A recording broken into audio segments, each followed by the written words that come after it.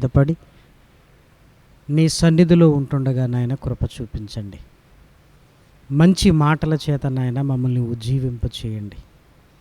ఈరోజు నీతో కలిసి నాయన మేము చేయబోతున్న ప్రయాణంలో నాయన మాకు తోడుగా ఉండండి. అనేకమైన ఆత్మీయ సత్యాలతో నాయన మా భక్తిని సాధన చేసుకొనగలిగే భాగ్యాన్ని ఇవ్వండి. దీనుణ్ణి బలహీనుణ్ణి నీ దాసుడనైన నన్ను బలపరిచి నీ శక్తి కలిగిన మాటలు చెప్పగలిగే సామర్థ్యాన్ని అనుగ్రహించమని కోరుకుంటూ ఈ వెబినార్ 2020లో నాయన పాల్గొంటున్న ప్రతి బిడ్డను నాయన నీ కృపచేత బలపరచమని కోరుకుంటూ క్రీస్తు నామం నీ ప్రార్థన అడిగి వేడుకొనుచున్నాము తండ్రి, ఆమెన్. ప్రేమన దేవుని వర్లారా, దేవుని మహాకృపను బట్టి ఆయన ఉన్నతమైన ప్రేమను బట్టి పరలోకమందున్న కన్న తండ్రిని స్తుతిస్తూ క్రీస్తు పేర కృతజ్ఞతాస్తుతులు చెల్లించుచున్నాను. దేవుని పిల్లలైన మీ అందరికీ కూడా క్రీస్తు పేర శుభములు వందనములు తెలియజేసుకుంటూ బైబిల్ ఆధ్యాత్మిక సదస్సు వెబినార్ 2020లో 3వ దినములోనికి మనం ప్రవేశించాం. ఈ 3వ దినములో మొదటి పాఠంగా పరిశుద్ధ గ్రంథంలో వ్రాయబడిన ఒక ప్రాముఖ్యమైన సంగతిని మనం అందరము కలిసి ధ్యానించడానికి ప్రయత్నం చేద్దాం. ప్రియమైన దేవుని వారలారా, దేవుడు మనల్ని ప్రేమించాడు.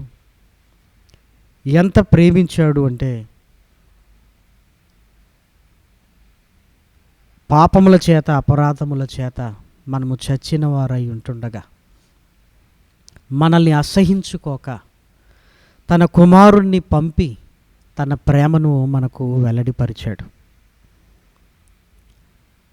మనల్ని ప్రేమిస్తున్నది ఎందుకు అంటే తన నామ ఘనత కొరకు మనం ఈ భూమిపై బ్రతకాలి అని. దీనినే అనాది కాల సంకల్పంగా దేవునిలో ఉంటున్న మనం ఆయన కొరకు బ్రతకవలసిన బాధ్యత కలిగి ఉన్నవారముగా పరిశుద్ధ గ్రంథంలో అనేక సందర్భాలను మనం చూస్తుంటాం. అంటే మనము దేవుని కొరకు బ్రతకాలి అంటే మన గురించి మనం ఆలోచించుకుంటూ, మన ఆత్మీయ జీవితాన్ని గురించి మనం ఆలోచించుకుంటూ దేవుని కొరకు అనేకులను ఆయన పాదాల చెంతకు నడిపించే పనులు కూడా మనం చేయాలి. ప్రియమైన వారలారా, ఒకవైపు మనం బ్రతుకుతూ మరొక వైపు అందరినీ దేవుని పాదాల చెంతకు నడిపించవలసిన బాధ్యత మనకున్నది. పౌలు గారు మాట్లాడుతూ సువార్త ప్రకటింపవలసిన భారము నా మీద మోపబడి ఉన్నది అన్నాడు. నేను అనేకులను క్రీస్తు పాదాల చెంతకు నడిపించాలి. అలాని నేను కూడా బ్రతకాలి. నా శరీరాన్ని నేను నలగొట్టుకొనుచున్నాను అంటున్నాడు. అంటే నేను బ్రతకాలి అని. కాబట్టి ఈ రెండింటి విషయంలో మనం చాలా శ్రద్ధ కలిగి ఉండాలి. కాబట్టి పౌలు గారు గలతీయులకు రాస్తూ ఒక చక్కటి విషయాన్ని తెలియజేస్తున్నాడు. దయచేసి ఆ మాటను మనం అందరము కలిసి ధ్యానిద్దాం. గలతీయులకు రాసిన పత్రిక 6వ అధ్యాయము. గలతీయులకు రాసిన పత్రిక 6వ అధ్యాయము.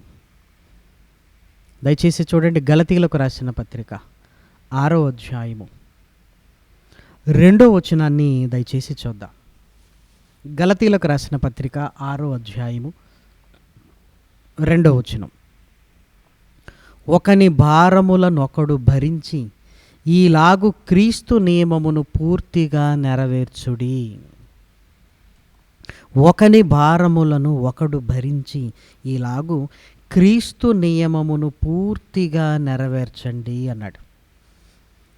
ఇక్కడ మనం ఆలోచించవలసిన మాట ఏంటంటే క్రీస్తు నియమము అన్నాడు. క్రీస్తు నియమము అన్నాడు.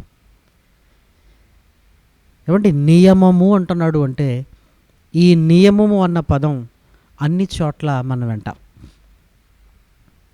ఒక ఆటగాడు నియమ నిబంధనల ప్రకారంగా ఆడాలి. తనకిష్టమైనట్టుగా ఆడటానికి వీలు లేదు.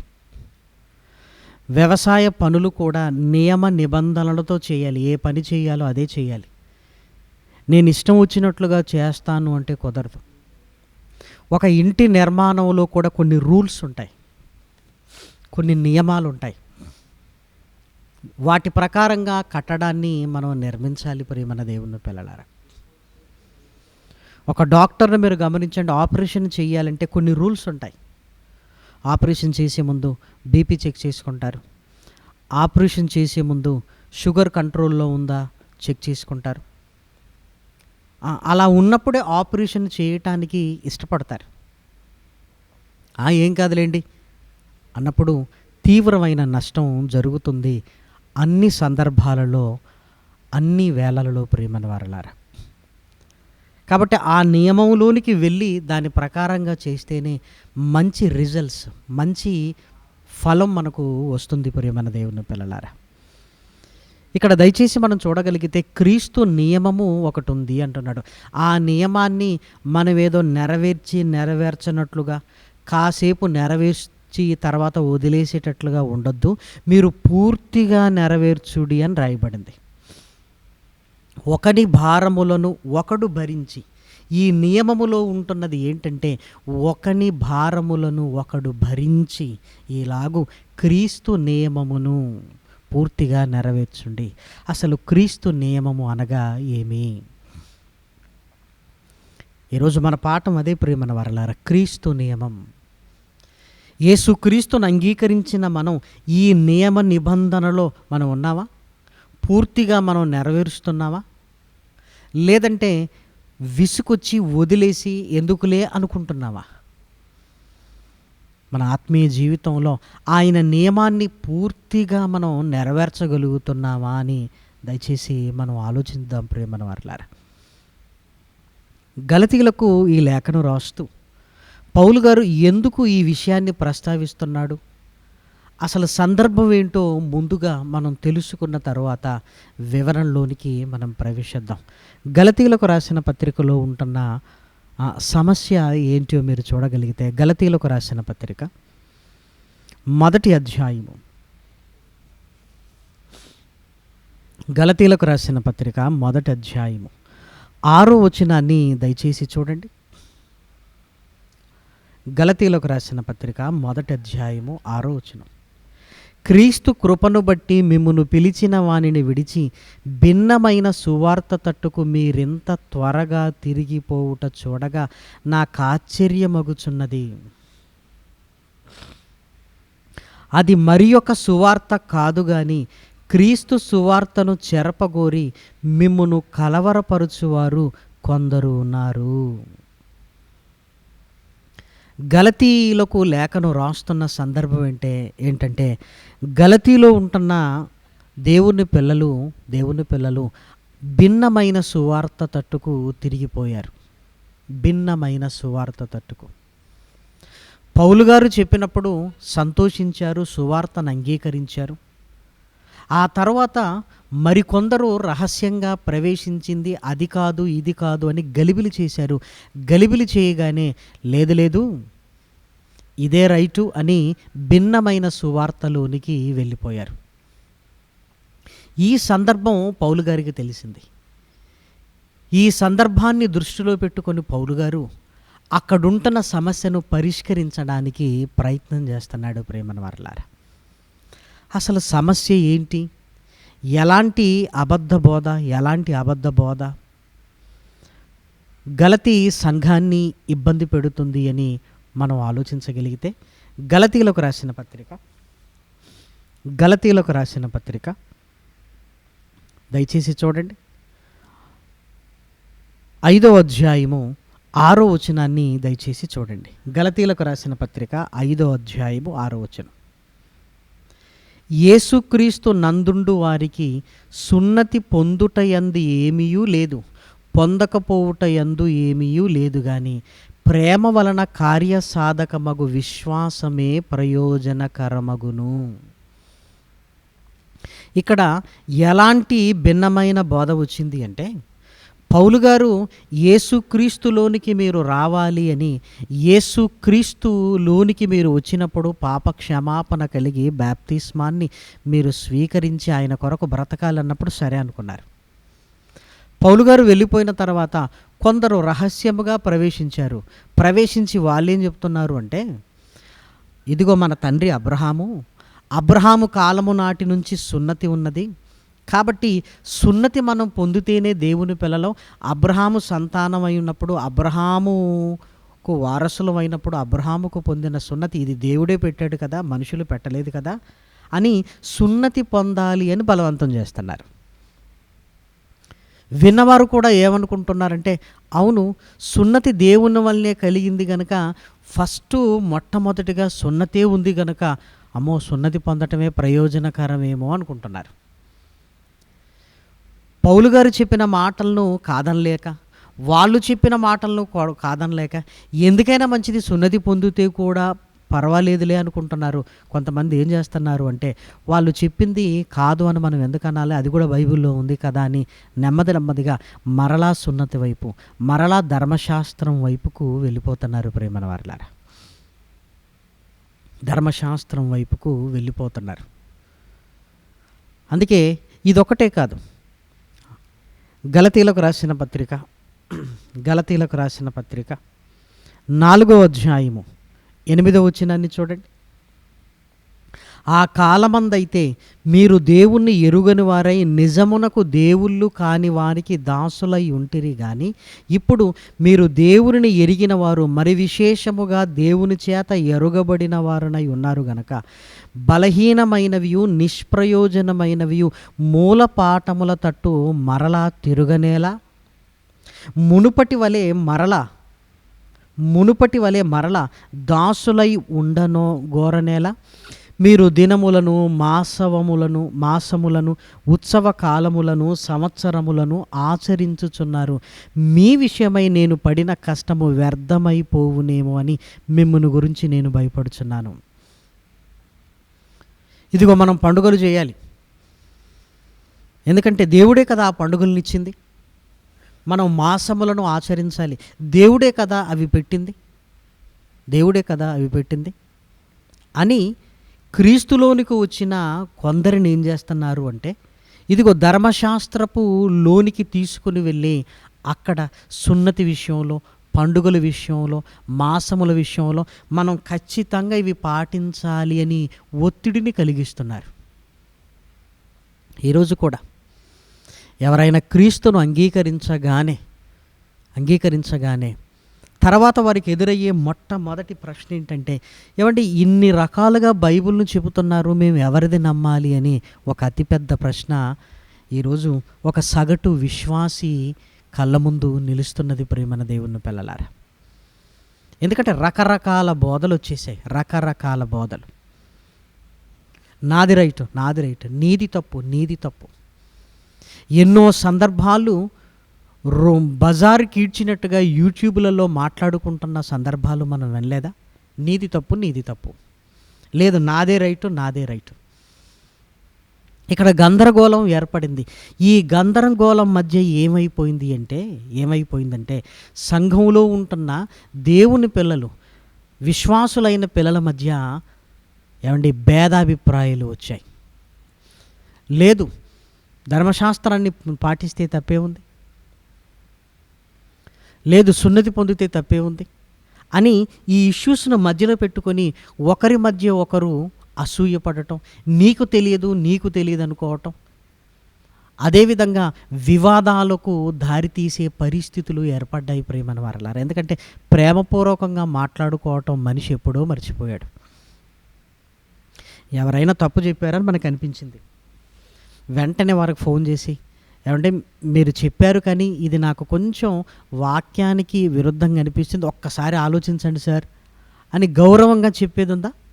వాళ్ళు చెప్పగానే వెంటనే కౌంటర్, ఏదో మంచిది దొరికింది అని వెంటనే యూట్యూబ్లో 4 గోడల మధ్య రికార్డ్ చేసి యూట్యూబ్లో ఎదురుదాడి చేసి మనమే సత్యం కొరకు పోరాడుతున్నట్టుగా బిల్డప్ ఇస్తాం.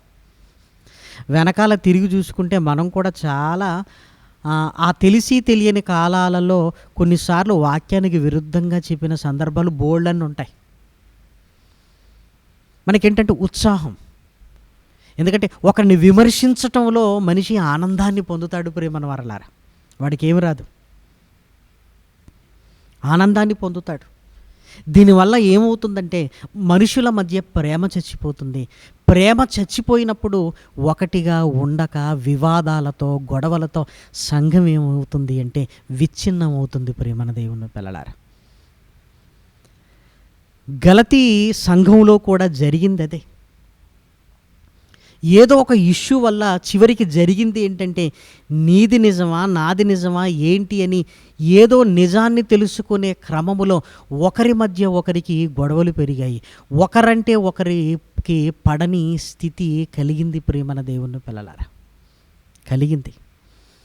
పౌలు గారు దానిని చక్కగా పరిశుద్ధాత్మ ప్రేరణతో పరిష్కరించడానికి ప్రయత్నం చేస్తూ చాలా విషయాలను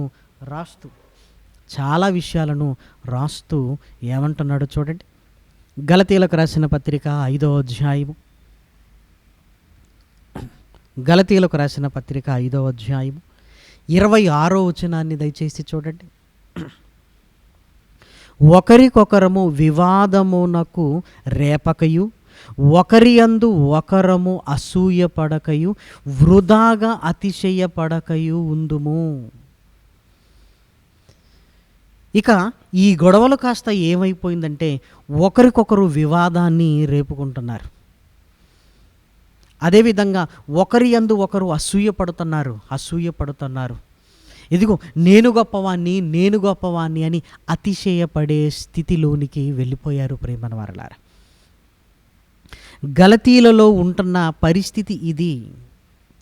అందుకే ఆత్మ నడిపిస్తే ఎలా ఉంటుందో చెబుతున్నాడు. ఇదిగో శరీర కార్యములు ఎలా ఉంటాయో వివరిస్తున్నాడు. ఈ లక్షణాలు కనపడుతున్నాయంటే ఇవి శరీర కార్యాలు. మీరు మాట్లాడుకుంటున్నారు, ఆత్మ మీలో ఉంటే ఆత్మ ఫలాలు ఇవి అని హెచ్చరిస్తూ ఇప్పుడు 6వ అధ్యాయంలోనికి వెళ్ళిపోయి చక్కటి ముగింపునిస్తున్నాడు. చూడండి, సహోదరులారా, ఒకడు ఏ తప్పిదములోనైనను చిక్కుకొనిన ఎడల ఆత్మ సంబంధులైన మీలో ప్రతివాడు తానును శోధింపబడుదునేమో అని తన విషయమై చూచుకొనుచు సాత్వికమైన మనస్సుతో అట్టి వానిని మంచి దారికి తీసుకొని రావలెను.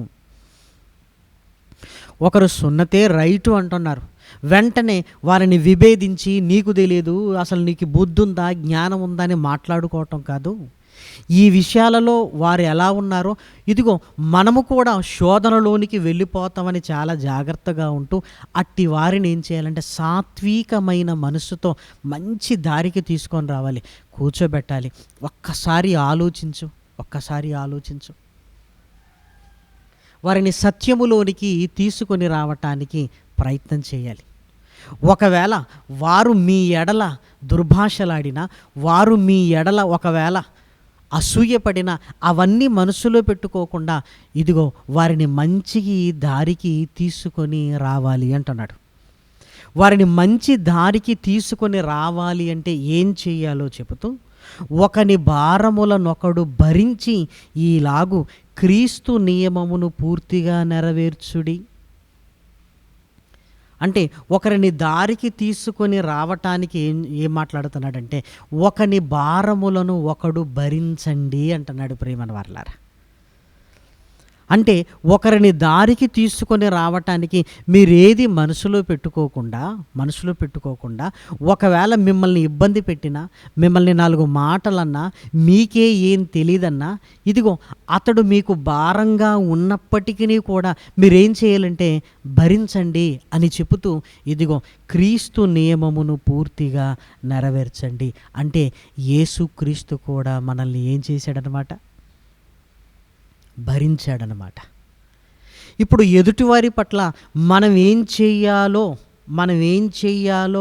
మనకు అర్థం కావాలంటే క్రీస్తు మనల్ని భరించాడు అని రాయబడింది. ఇలాగూ క్రీస్తు నియమమును పూర్తిగా నెరవేర్చండి.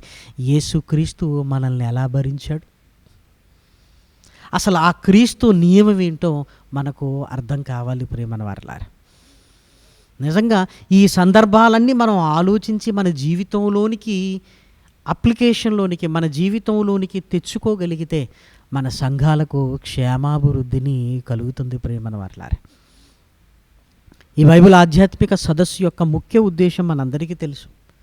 వ్యక్తిగతమైన పరిశుద్ధ జీవితం, కుటుంబాన్ని దేవునిలో కట్టుకోవటం, సంఘానికి క్షేమాభివృద్ధిని కలిగించుకోవటం, నూతన ఆత్మల సంపాదన ప్రేమన దేవుని పిల్లలారా. కాబట్టి సంఘానికి క్షేమాభివృద్ధి కలగాలంటే ఒకరిని ఒకడు భరించాలి. ఏమండి, ఎలా భరించాలి అంటే ఇది క్రీస్తు నియమము అన్నాడు. ఈ నియమాన్ని గురించి మనకు ఎలా తెలుస్తుందంటే యేసు క్రీస్తును చూస్తే ఆయన నియమం ఏంటో తెలుస్తుంది ప్రియమైన వారలారా కదా. మనం చదువుకుంటున్న ఫిజిక్స్లో కానీ కెమిస్ట్రీలో కానీ చాలా ఈక్వేషన్స్ ఉంటాయి. ఇది ఐన్స్టీన్ లా అంటాం. ఇది ఆయన కనిపెట్టాడు. ఎలా కనిపెట్టాడో ఆయన జీవిత విశేషాలలోకి వెళితే మనకు అర్థమవుతుంది. అలాగే ఇది క్రీస్తు లా, ఇది క్రీస్తు నియమము. ఈ నియమం మనకు అర్థం కావాలంటే క్రీస్తు జీవితంలోనికి వెళ్ళినప్పుడు అసలు ఈ నియమం ఏంటో మనకు అర్థమవుతుంది ప్రియమైన దేవుని పిల్లలారా. కాబట్టి ఒక్కసారి పరిశుద్ధ గ్రంథంలోనికి వెళ్ళి అసలు క్రీస్తు నియమం ఏంటో చక్కగా మనం తెలుసుకుందాం. తెలుసుకున్న తర్వాత మనము ఒకని భారములను ఒకరు ఎలా భరించాలో యేసుక్రీస్తును బట్టి అర్థం చేసుకోవడానికి మనము ప్రయత్నము చేద్దాం ప్రియమైన దేవుని పిల్లలారా. దయచేసి చూడండి, క్రీస్తు నియమం ఏంటో అర్థం చేసుకోవడానికి ప్రయత్నం చేద్దాం. మత్తయి గారు రాసిన సువార్త పరిశుద్ధ గ్రంథాన్ని తెరిచి దయచేసి అందరూ లేఖనాలను అనుసరిస్తూ వాక్య ధ్యానాన్ని కొనసాగించవలసిందిగా కోరుతున్నాను. మత్తయి సువార్త 11వ అధ్యాయము 28వ వచనాన్ని దయచేసి చూడండి. మత్తయి సువార్త 11వ అధ్యాయం 28వ వచనం. ప్రయాసపడి భారము మోసుకొనుచున్న సమస్త జనులారా నా యొద్దకు రండి, నేను మీకు విశ్రాంతిని కలుగజేతును. ఏమంటే యేసుక్రీస్తు జనులను చూశాడు, వాళ్ళ భారాన్ని తాను భరించడానికి ఆయన ప్రయత్నం చేస్తున్నాడు. నా యొద్దకు రండి, నేను మీకు విశ్రాంతి కలుగజేతును. అంటే ఎలా విశ్రాంతిని కలుగజేస్తాడు? ఇదిగో మీ భారములను నేను భరిస్తాను, మీ భారములను నేను భరిస్తాను అన్నాడు. మనకు కూడా అదే విషయాన్ని చెప్తున్నాడు. ఒకనికొకడు భారమును భరించి క్రీస్తు నియమమును పూర్తిగా నెరవేర్చండి.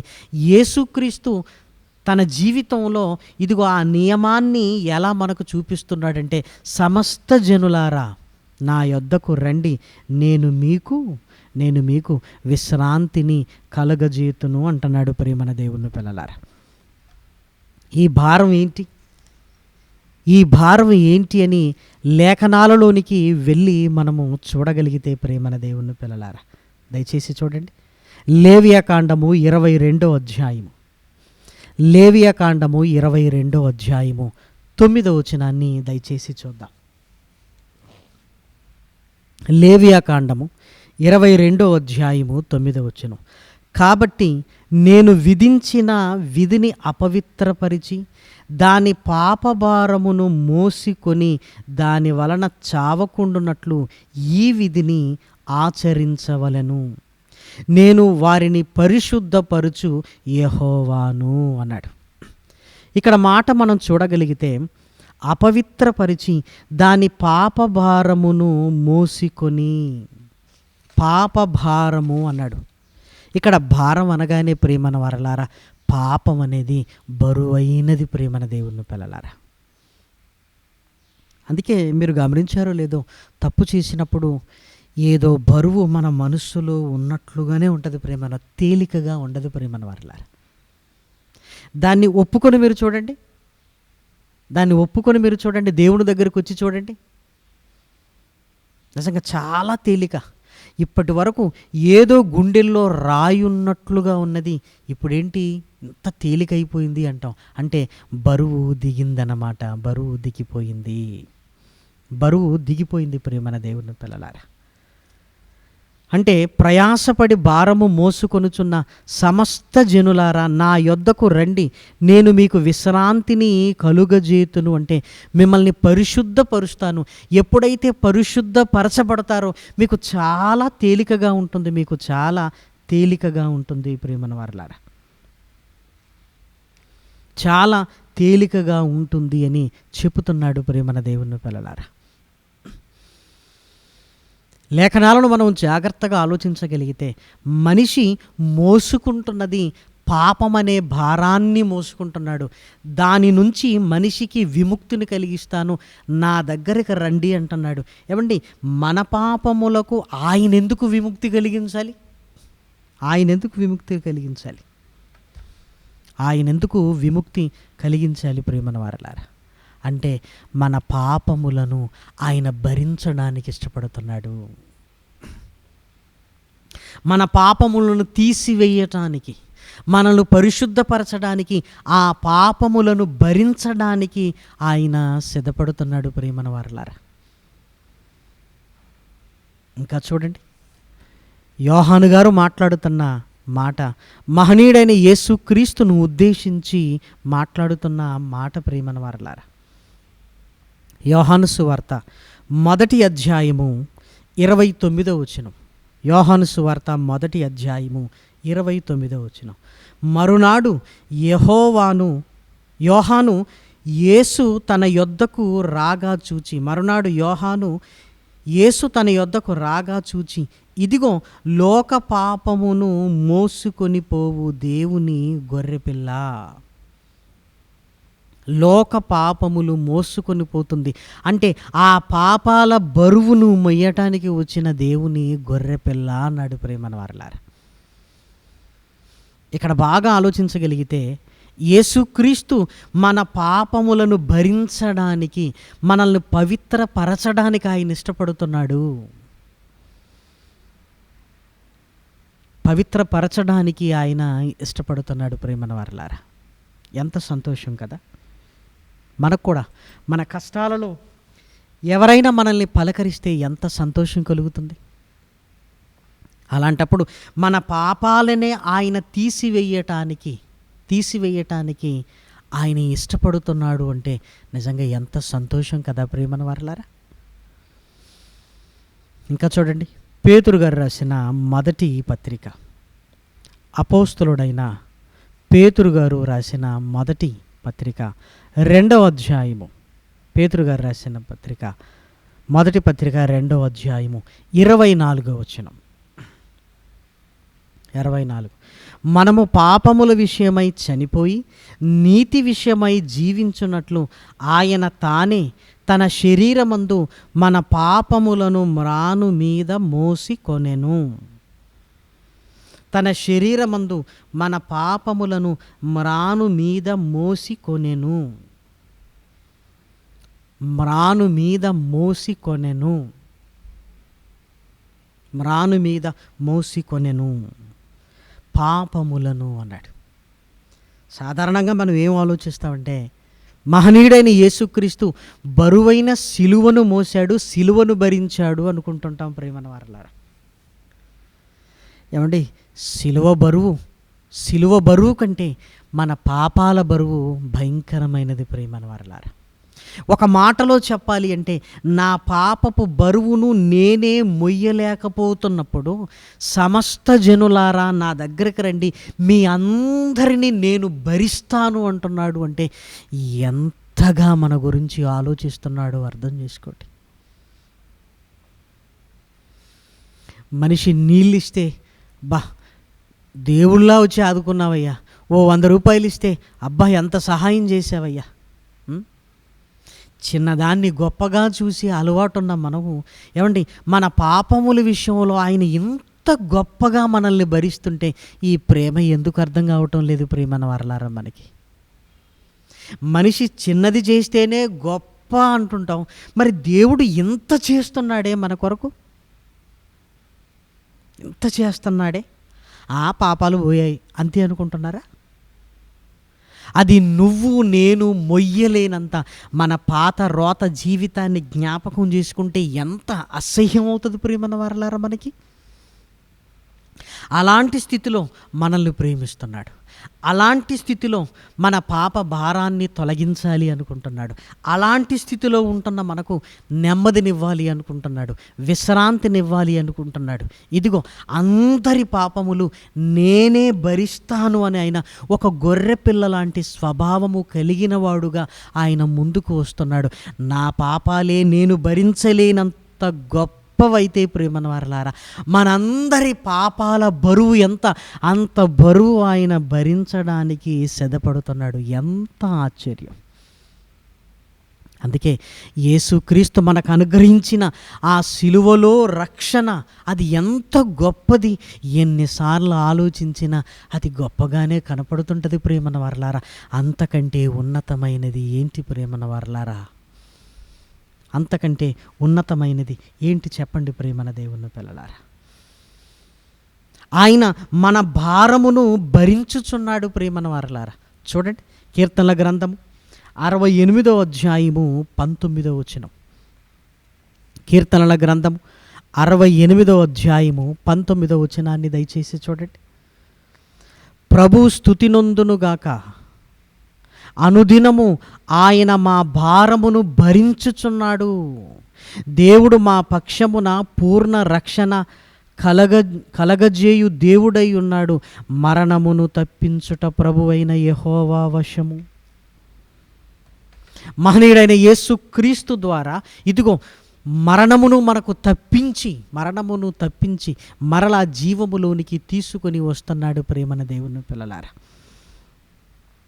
హెబ్రీయులకు రాసిన పత్రికలో కూడా చూడండి ఎంత చక్కటి మాట వ్రాయబడిందో. హెబ్రీయులకు రాసిన పత్రికలో కూడా మనము చూడగలిగితే, హెబ్రీయులకు రాసిన పత్రిక 9వ అధ్యాయము, హెబ్రీయులకు రాసిన పత్రిక 9వ అధ్యాయము 28వ వచనాన్ని దయచేసి చూడండి. హెబ్రీయులకు రాసిన పత్రిక 9వ అధ్యాయము 28. అలాగుననే క్రీస్తు కూడా అనేకుల పాపములను భరించుటకు ఒక్కసారే అర్పింపబడి, అనేకుల పాపములను భరించాడు. అంటే పాప భారాన్ని ఆయన భరించాడు ప్రేమన వారలారా. అనేకుల పాపాలను ఆయన భరించాడు, అనేకుల పాపాలను ఆయన భరించాడు ప్రేమన వారలారా. ఈ భరించటం అనగానే ప్రేమన దేవుని పిల్లలారా, అది ఎంత కష్టమో తెలుసా? ప్రాణత్యాగం ప్రేమన వారలారా. యూట్యూబ్లో కొన్ని వీడియోలను చూసి అయ్యో అయ్యో అయ్యో అనుకుంటూ తెగ బాధపడిపోతుంటాం ప్రేమన వారలారా. మహనీయుడైన యేసుక్రీస్తు శిలువ యాగాన్ని గురించి ఏ రోజైనా దృశ్య రూపంలోనికి తీసుకుని వచ్చి నీ కళ్ళ ముందు పెట్టుకున్నావా? మనుషుల కష్టానికి ఒక మనిషిగా మనం వెంటనే స్పందిస్తున్నప్పుడు ఆ మహనీయుడైన యేసుక్రీస్తు మన పాపాలను తీసివేయటానికి ఆయన శిలువలో ఎంత యాతన అనుభవించాడు ప్రేమన వారలారా. శిలువపై వేలాడుతున్నప్పుడు ఆయనకు గాయము తగలని చోటుని ఏమైనా వెతికి చూపించగలరా? రక్తసిక్తమైన దేహం, రక్తసిక్తమైపోయిందండి ఆయన దేహం. అంటే భరించటం అనేది ఎంత కష్టమో ఆలోచించగలుగుతుందా ప్రేమన దేవుని పిల్లలారా? మన పాపములను భరించెను అని రాయబడింది ప్రేమన వారలారా. ఇంకా చూడండి, యెషయా గ్రంథము 53వ అధ్యాయము, యెషయా గ్రంథము 53వ అధ్యాయము, యెషయా గ్రంథము 53వ అధ్యాయము, యెషయా గ్రంథము 53వ అధ్యాయము, యెషయా గ్రంథము 53వ అధ్యాయంలో వ్రాయబడిన చక్కటి మాట. యెషయా గ్రంథము 53వ అధ్యాయము 4వ వచనము. నిశ్చయముగా అతడు మన రోగములను భరించెను, మన వ్యసనములను వహించెను. మన రోగములను భరించమంటే పాపాన్ని ఒక రోగముతో పోలుస్తున్నాడు ప్రేమన వారలారా. భరించాడు, పాపాలను భరించాడు. అంతేకాదు మన వ్యసనములను ఆయన భరించాడు ప్రేమన వారలారా. ఇంకా చూడండి ఎంత చక్కటి మాట వ్రాయబడిందో 11వ వచనం. అతడు తనకు కలిగిన వేదనను చూచి తృప్తి నొందును. ఇదిగో, నీతిమంతుడైన నా సేవకుడు జనుల దోషములను భరించి తనకున్న అనుభవ జ్ఞానము చేత అనేకులను నిర్దోషులుగా చేయును. మన దోషములను ఆయన భరించాడు. ప్రేమను వారలారా, మన దోషములను ఆయన భరించాడు.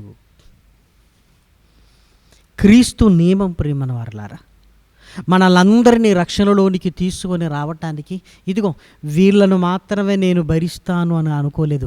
సమస్త జనుల పాపాన్ని ఆయన భరించడానికి ఆయన సిద్ధపడ్డాడు. ప్రేమన దేవుని పిల్లలారా, ఇంకా చూడండి, హెబ్రీయులకు రాసిన పత్రిక 7వ అధ్యాయము.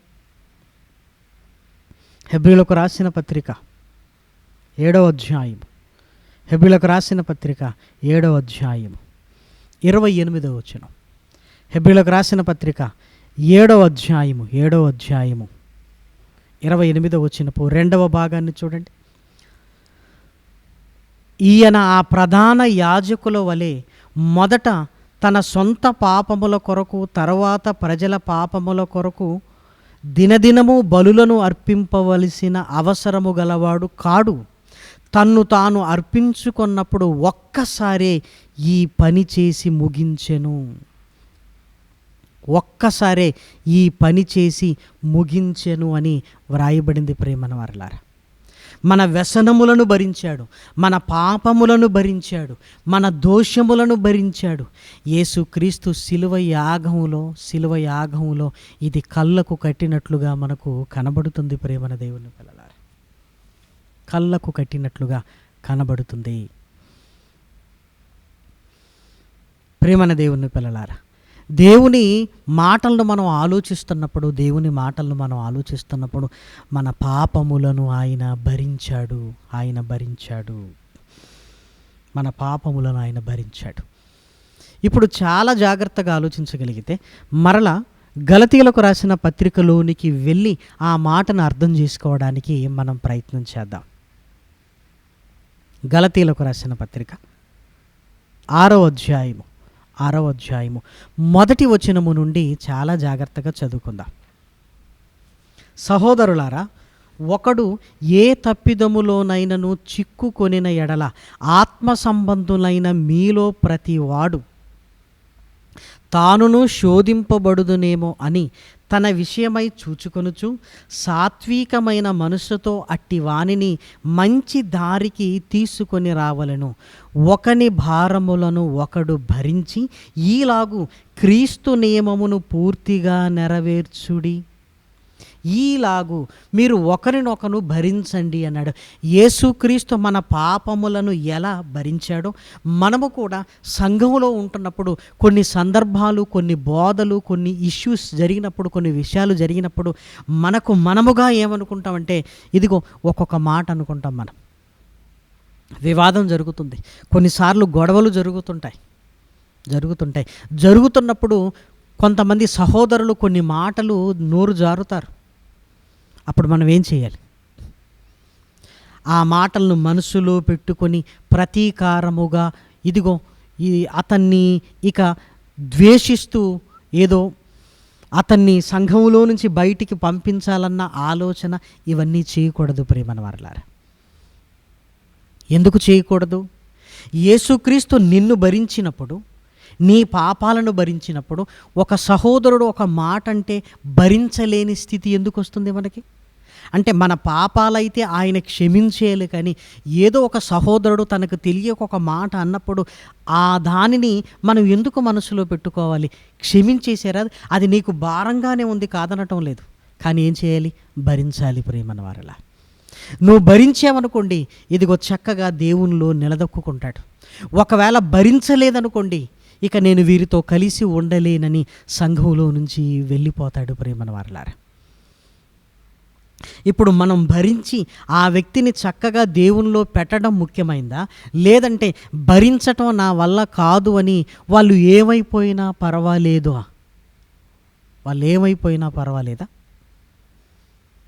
ఒకవేళ వాళ్ళు ఏమైపోతే నాకేంటి అని ఒకవేళ మనం అనుకుంటే, యేసుక్రీస్తు నియమం ఏంటంటే, మరి మనం ఏమైపోతే ఆయనకేంటి? ఆయన మన పాపములను ఎందుకు భరించాలి? అలాని ఎదుటివారి పాపాలను ఏదో మన మీదికి తీసుకొని వచ్చి నువ్వు భరించాలి అని ఏమీ చెప్పటం లేదు ప్రేమన దేవుని పిల్లలారా. మనందరి పాపాలను ఆయనే భరించాడు. ఆ సహోదరుడు తెలుసో తెలియకో ఏదో ఒక మాట నిన్నన్నాడు అన్నప్పుడు దాన్ని మనసులో పెట్టుకోకుండా పోనీలే అని దాన్ని భరించగలిగితే, నువ్వు సహించగలిగితే, మరలా చక్కటి సహవాసంతో దేవుని పనిలో సంఘానికి క్షేమాభివృద్ధిని కలిగి ముందుకు వెళ్ళిపోతాం ప్రేమన వారలారా. అలా మనం భరించలేదనుకోండి ఏమవుతుంది? చీలికలు వస్తాయి ప్రేమన దేవుని పిల్లలారా, చీలికలు వస్తాయి. ఎదుటివారు కూడా ఏమనుకుంటారంటే, నేను ఆ రోజు అన్న మాటలను మనసులో పెట్టుకున్నాడు, ఇక వారితో నేనేమి కలిసి ఉండగలను అని విభేదాలు వస్తాయి. ఆ విభేదాలు వచ్చినప్పుడు సంఘం ముక్కలవుతుంది ప్రేమన వారలారా. ఒకవేళ మనం భరించేసామనుకోండి సంఘం అంతా చక్కగా కలిసి ఉంటుంది కదా. మనం భరించటం వల్ల సంఘానికి క్షేమం కలుగుతుంది. ఒకవేళ నేను భరించలేను అని ఒకవేళ మనం అనుకుంటే ఏం జరుగుతుందంటే, ఇక కలిసి ఉండే స్థితి మనకు రాదు. ఇది క్రీస్తు నియమం. ఏదో నాకు ఇష్టమైతే నేను చేస్తాను, నాకు ఇష్టం లేదు కనుక నేను చెయ్యను అనటానికి వీలు లేదు. ఆటలో రూల్స్ అండ్ రెగ్యులేషన్స్ ఎలా ప్రతి ఆటగాడు పాటించాలో, ఆపరేషన్ గదిలో ప్రతి డాక్టర్ ఆ రూల్స్ అండ్ రెగ్యులేషన్స్ని ఎలా పాటించాలో, వ్యవసాయం చేస్తున్నప్పుడు ఎప్పుడు ఏదో ఆ రూల్స్ అండ్ రెగ్యులేషన్స్ ఎలా పాటించాలో, అలాగే మనము కూడా ఇదిగో ఒకని భారములను ఒకడు భరించాలి. గలతీలకు రాసిన పత్రికలో ఏదో కొంతమంది అబద్ధ బోధలోనికి వెళ్ళిపోయారు. బోధలోనికి వెళ్ళినప్పుడు వివాదం జరిగినప్పుడు ఆ బోధ పక్కన పెట్టి 4 మాటలు అనుకున్నారు. ఆ 4 మాటలను మనసులో పెట్టుకొని విడిపోవటం ఎందుకు? గలతీయులారా, అలా ఉండకూడదు. ఇదిగో నిన్నన్నాడు, నేను కాదనటం లేదు. యేసుక్రీస్తు మన పాపములను భరించి ఒక నియమాన్ని మన కళ్ళ ముందు పెట్టాడు కదా, మనం ఎందుకు భరించకూడదు? వీలు కాకపోతే ఇంకొకరు వస్తారు, ఇంకొకరు కాకపోతే ఇంకొకరు వస్తారు అని ఎప్పుడు ఉన్నవాన్ని పోగొట్టుకోవటమేనా? నువ్వు వచ్చేవాడు గురించి ఆలోచిస్తున్నావేమో, కానీ ఉన్నవాడు పోతున్నప్పుడు మనం బలహీన పడుతున్నామని ఎందుకు ఆలోచించటం లేదు? సంఘంలో ఎందుకు మనం ఆలోచించటం లేదు ప్రేమన వారలారా? వద్దు. సంఘానికి క్షేమాభివృద్ధిని కలగాలంటే ఒకరినొకడు భరించుకోవటం మనకు రావాలి. అది క్రీస్తు నియమము. ఇది నాకు ఇష్టం లేదు, నేను పాటించను, ఈ సంఘం నాది, ఇదిగో నన్ననేవాడు ఎవడు అని పెద్ద పెద్ద మాటలు మాట్లాడుతున్నామేమో. ఒకవేళ మనం తెలుసో తెలియకో మన కళ్ళ ముందుంటున్న సంఘం ఏమనుకో, నాది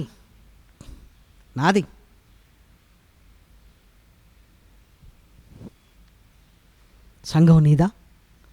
లేదే. సంఘానికి శిరస్సు యేసుక్రీస్తు. ఆ సంఘం నీ ఇంట్లో ఉండొచ్చు. సంఘం నీ ఇంట్లో ఉన్నంత మాత్రాన నీదేనా? ఈ సంఘాన్ని నేను స్థాపించాను, నువ్వు స్థాపిస్తే నీదేనా? ఈ సంఘానికి నేను వాక్యం చెప్తున్నాను అంటే నీదేనా? ఇక తండ్రి సంకల్పం ఏం కావాలి? యేసుక్రీస్తు ప్రాణత్యాగంకి ఏం కావాలి? ఆయన శిలువ మరణాన్ని విలువలేనిదిగా చూస్తూ నాది అంటున్నావు. నువ్వు రక్తం ఇచ్చావా, చెమట కార్చావా, ఏం చేశావు?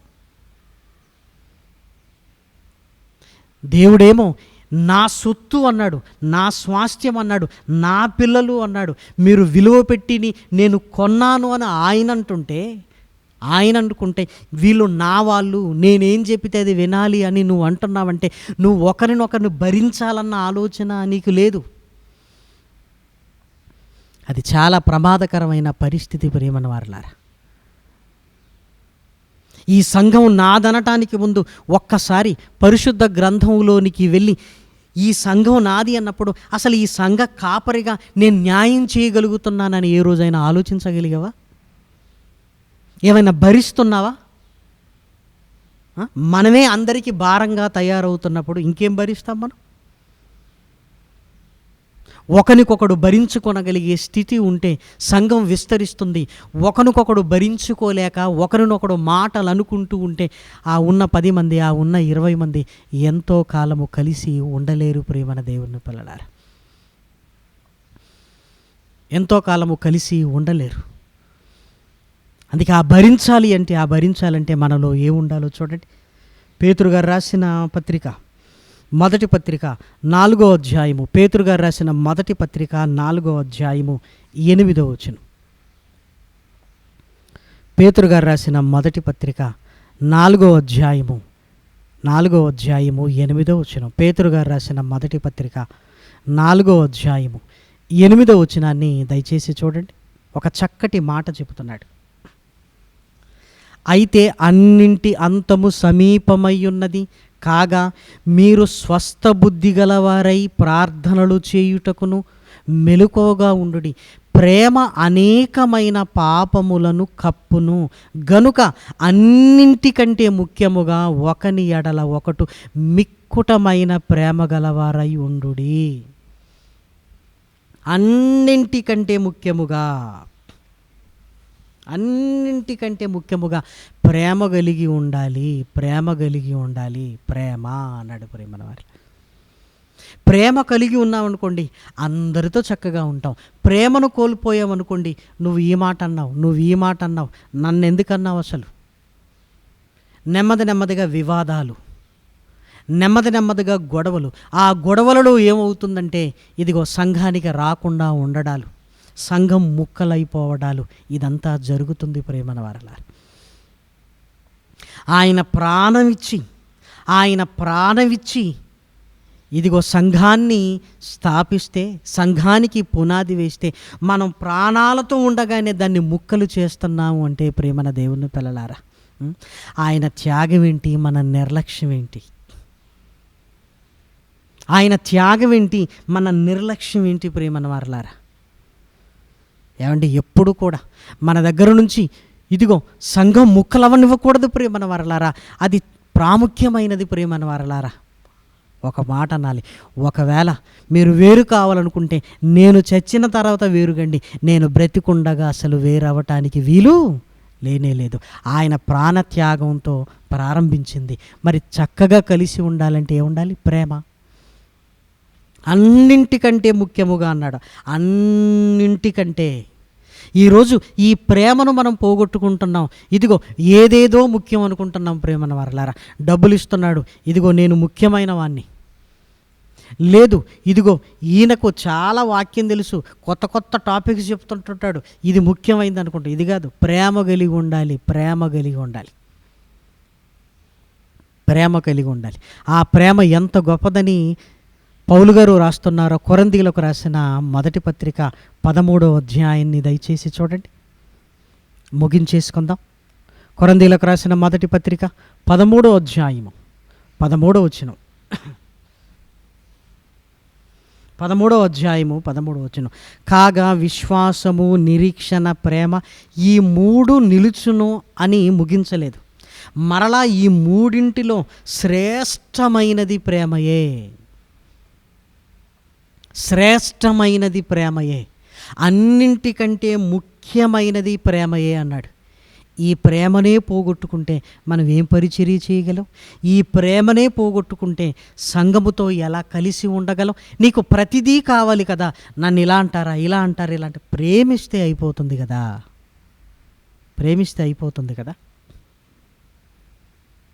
చాలామంది అంటీ అంటనట్టుగా ఏదో టచ్ మీ నాట్ అన్నట్టుగా ఉండటానికి ప్రయత్నం చేస్తారు. ఏదయ్యా నీ ప్రేమ? ఏది నీ ప్రేమ? ఈ ప్రేమ ఏది? నిజంగా ఈ వెబినార్ కొరకు ఆలోచిస్తున్నప్పుడు చాలామంది విశ్వాసులు అన్నయ్య ఎలా జరుగుతుంది, ఏంటి ఇదిగో ఖమ్మం సెమినార్ వల్ల మేము ఎంతో లాభపడ్డామని నిజంగా అనేకులు ఫోన్ చేస్తున్నప్పుడు చాలా సంతోషించాం ప్రేమన్న దేవుని పిల్లలారా. అసలు పనులు ఎలా జరుగుతున్నాయి, ఏంటి, మేమేమైనా చెయ్యాలా, మా అవసరత ఏమైనా ఉంటుందా? ప్రేమ కలిగిన వాడు కలిసి ఉండటానికి ప్రయత్నం చేస్తాడు. ఆ ప్రేమ లేనివాడు ఏంటంటే టచ్ మీ నాట్ అన్నట్టుగా ఉంటాడు. ఏదో ఫోన్ చేస్తే పలకరిద్దాం, మనం చేయవలసినంత అవసరం ఏముంది? టచ్ మీ నాట్ అంటే ప్రేమ లేదు. ప్రేమ లేని చోట, లేని చోట పరిచర్య నిలబడుతుందా చెప్పండి ప్రేమన దేవుని పిల్లలారా? అందుకే మన సంఘానికి క్షేమాభివృద్ధి కలగాలంటే సంఘంలో ఎన్నో సమస్యలు వస్తుంటాయి. ఆ సమస్యలను ఎలా పరిష్కరించుకోవాలంటే ఒకని భారములను ఒకడు భరించాలి. రేపొద్దున నన్ను కూడా, నేనేదైనా తప్పిదంలో వెళితే నన్ను కూడా భరిస్తారు కదా అన్న ఆలోచన మనకు కలిగినప్పుడు ఒకరిని భరించటం అనేది చాలా తేలిక ప్రియమైన దేవుని పిల్లలారా. అయినా మన పాపముల భారము మనము మొయ్యలేనంతగా ఉన్నప్పుడు, యేసుక్రీస్తు మనల్ని భరించినప్పుడు ఒక చిన్న సందర్భాన్ని విని తట్టుకోలేని స్థితి మనకి ఎందుకు వస్తుంది? మనం భరించటం రావాలి ప్రేమన దేవుని పిల్లలారా.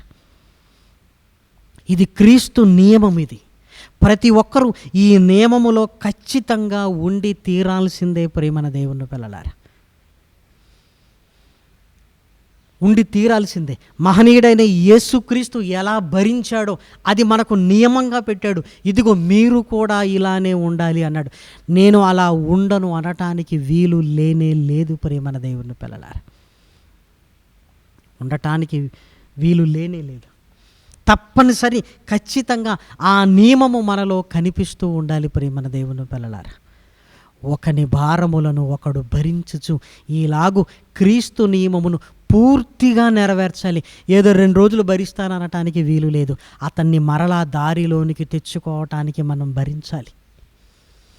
తల్లి ఏదో 3 నెలలు నేను భరిస్తాను, 9వ నెలలు నా వల్ల కాదు అంటే డాక్టర్ ఊరుకుంటాడా? లేదమ్మా. 9 నెలల కాలం పూర్తవ్వాలి. అది నియమం. అందుకే ఖచ్చితంగా ఎన్నో నెల, 7వ నెల దాటింది, 8వ నెల దాటింది, 9 నెలలు దాటాయంటే పూర్తయిపోయింది. అలాగే యేసుక్రీస్తు నియమాన్ని మనం పూర్తిగా నెరవేర్చాలి. అంటే ఏంటి? ఒకరిని దేవునిలో నిలబెట్టేంత వరకు వాడి విషయంలో మనం భరిస్తూనే ఉండాలి ప్రేమాన వారిలా. పూర్తిగా దేవునిలో నిలబెట్టాలి కదా. కాబట్టి ఆలోచించండి ప్రేమన దేవుని పిల్లలారా, ఆలోచించండి. మన హృదయంలో ఈ మాటలు పట్టుకొని సంఘంలో క్షేమాభివృద్ధిని మనకు కలగాలి అంటే ఇదిగో ఆ సంఘంలో ఉంటున్న అనేక సమస్యలను మనం భరించుకుంటూ, ప్రేమ అన్నింటినీ సహించును, అన్నింటినీ భరిస్తుంది ప్రేమన దేవుని పిల్లలారా. ఆ ప్రేమను కలిగి ఉంటే ఇదిగో చక్కగా మన జీవితాలు బాగుంటాయి, మన పరిచర్య బాగుంటుంది, దేవునికి ప్రీతికరమైన సేవను మనం చేయగలుగుతాం ప్రేమన వారలారా. కాబట్టి విశ్వాసులు కూడా నువ్వు ముందుగా రక్షణ పొందావు గనక, ఎవరో తెలియని వాళ్ళు ఏదో అన్నారు, భరించాలి మనం. ఇది క్రీస్తు నియమం. ఏదో ఒక్కసారి భరించారని కాదు, పూర్తిగా వారిని దేవునిలోనికి నిలబెట్టాలి ప్రేమన దేవుని పిల్లలారా. కాబట్టి ఆలోచించండి. అన్నింటికంటే ముఖ్యముగా మిక్కుటమైన ప్రేమ కలిగి ఉన్నాడు. ఆ ప్రేమ మనలో ఉంటే అసలు సమస్యలు ఉండవు ప్రేమన దేవుని పిల్లలారా. ప్రేమన దేవుని పిల్లలారా. కాబట్టి దయచేసి గమనించండి. మనం ఉదయకాలము నుంచి ఇప్పటి వరకు చాలా టైట్ షెడ్యూల్లో ఉంటుంటాం. కాబట్టి కార్యనిర్వాహకులు సమయాన్ని పాటించడానికి ప్రయత్నం చేస్తుంటారు. దయచేసి ఇదిగో మాకు పాట ఇవ్వండి, దయచేసి ఇదిగో మాకు మేము పాట పాడతామని సమయాన్ని దయచేసి ఒక్క నిమిషం కూడా వ్యర్థం చేయటానికి వీల్లేదు. మరి కార్యనిర్వాహకులైన దైవదాసులు రాకేష్ గారికి నేను తెలియజేసినది ఏంటంటే, టైం పాటించాలి. 1 నిమిషమే కదా, 2 నిమిషాలే కదా, 5 నిమిషాలే కదా అని అస్సలు వ్యర్థం చేయడం. వాక్యపు సమయాన్ని వాక్యానికి ఇవ్వండి. కాబట్టి మిగిలిన వారు కూడా ఈ కార్యక్రమాల మీద ఒత్తిడి తీసుకొని రాకండి. మీకు కూడా తెలుసు, సమయం అవుతుండగానే వెంటనే సెటరేట్ అయిపోవాలి, ఇంకొద్దులే అనుకోవాలి. ఎందుకంటే వాక్యము హృదయాలను కదిలించేది ప్రేమన వారలారా. కాబట్టి ఒకరిని భరిస్తూ ఈ ప్రేమ కలిగి ఈ పరిచర్యలో మనం అందరము ముందుకు వెళ్ళాలి అని కోరుకుంటూ, ఈ ప్రేమ నీ వ్యక్తిగతమైన జీవితానికి మంచిది, ఈ ప్రేమ నీ కుటుంబానికి ప్రయోజనకరమైంది, ఈ ప్రేమ సంఘానికి ప్రయోజనకరమైనది, ఈ ప్రేమ అనేకులను దేవుళ్ళలోనికి తీసుకొని రావటానికి కూడా ప్రయోజనకరమైనది అని నన్ను నేను హెచ్చరించుకుంటూ మీ అందరినీ ప్రాధేయపడుతూ ఆ ప్రేమ కలిగి ఉండటానికి మనం ప్రయత్నం చేద్దాం. ప్రార్థన చేసుకుందాం. మహాగణుడవైన మా కన్న తండ్రి, పరిశుద్ధుడా, ఉన్నతుడా, మహోన్నతుడా నాయన, నీ పాద పద్మములను మొరుక్కుతూ, ఇదిగో నాయన, ఈరోజు నీ మాటలు విన్నావు నాయన, విని విడిచిపెట్టక నాయన, ఆ మిక్కుటమైన ప్రేమను కలిగి ఉండగలిగే భాగ్యాన్ని ఇవ్వమని బ్రతిమలాడుతూ ప్రాధేయపడుతూ తండ్రి, కృపచూపమని మిమ్మల్ని కోరుకుంటూ, ఈరోజు నాయన నీ వాక్యపుతో సహవాసాన్ని కలిగి ఉండే సాయంకాలపు సభల వరకు నాయన నీ సన్నిధిని కూడా మాతో నిలపమని కోరుతూ తండ్రి, ఈ కార్యక్రమాలను వీక్షిస్తున్న విశ్వాసులైన నీ పిల్లలందరినీ నాయన కృపతో జ్ఞాపకం చేసుకునమని బ్రతిమలాడుతూ ప్రాధేయపడుతూ కృపచూపమని కోరుకుంటూ తండ్రి, సమస్తమును నీ పాదాల చెంత మొరపెడుతూ ఈరోజు నీ పిల్లలతో కలిసి నాయన నీ వాక్కులను ధ్యానించగలిగే భాగ్యాన్ని ఇచ్చినందుకు హృదయపూర్వకంగా నీకు కృతజ్ఞతాస్తుతులు చెల్లిస్తూ క్రీస్తు నామం నీ ప్రార్థన అడిగి వేడుకొనుచున్నాము తండ్రి. ఆమెన్. అందరికీ వందనాలండి.